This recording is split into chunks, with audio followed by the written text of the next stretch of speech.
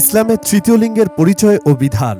যেসব মানুষের পুলিঙ্গ এবং স্ত্রীলিঙ্গ উভয়টি রয়েছে অথবা কোনোটিই নেই, ইসলামে তাদের খুনসা বা তৃতীয় লিঙ্গের মানুষ বলা হয়। অর্থাৎ একই শরীরে নারী ও পুরুষ উভয় বৈশিষ্ট্য থাকলে বা কোনো লিঙ্গ বৈশিষ্ট্য না থাকলে তারা ইসলামে তৃতীয় লিঙ্গের মানুষ বিবেচিত হয়। ইসলামী শরীয়তে তৃতীয় লিঙ্গের মানুষদের তিনটি শ্রেণীতে ভাগ করা হয়। ১. পুরুষ তৃতীয় লিঙ্গ। তৃতীয় লিঙ্গের যেসব মানুষের মধ্যে পুরুষ বৈশিষ্ট্য প্রবল থাকে ইসলামে পুরুষ গণ্য করা হয়।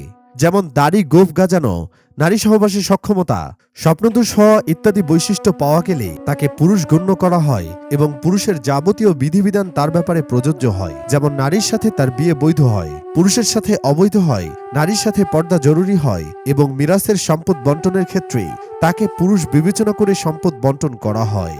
২. নারী তৃতীয় লিঙ্গ। তৃতীয় লিঙ্গের যেসব মানুষের মধ্যে নারী বৈশিষ্ট্য প্রবল তাকে নারী গণ্য করা হয়।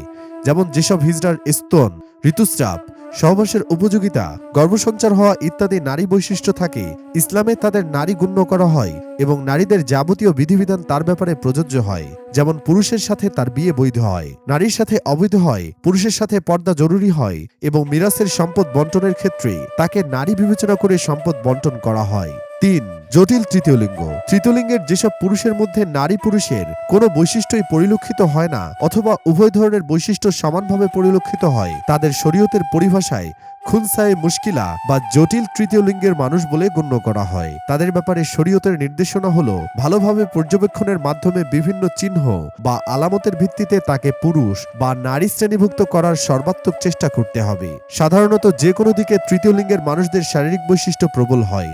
যদি তৃতীয় লিঙ্গের বিরল কোনো মানুষকে কোনোভাবেই কোনো একটি শ্রেণীভুক্ত করা না যায় তাহলে চিকিৎসার মাধ্যমে নারী বা পুরুষের বৈশিষ্ট্যমণ্ডিত হওয়ার চেষ্টা তার জন্য জায়েজ।